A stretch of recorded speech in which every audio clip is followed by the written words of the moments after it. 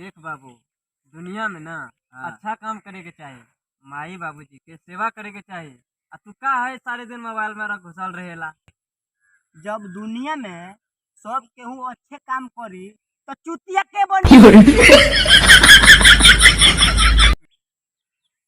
मर दिया बैठल बैठल मिया जो जिया गइल बा। खैनी उनी बा का बाबू तू खैनियो खालूस का? फ्री खैनी के कहता रह।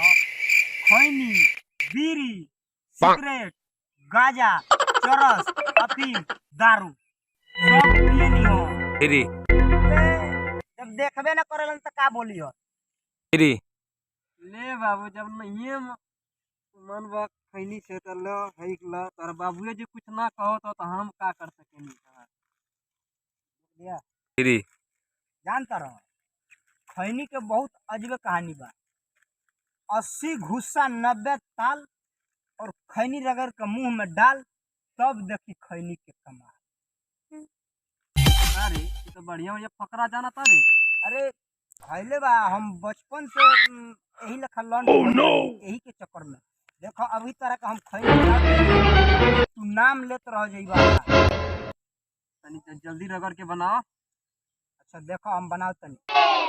लो हई पकड़ो।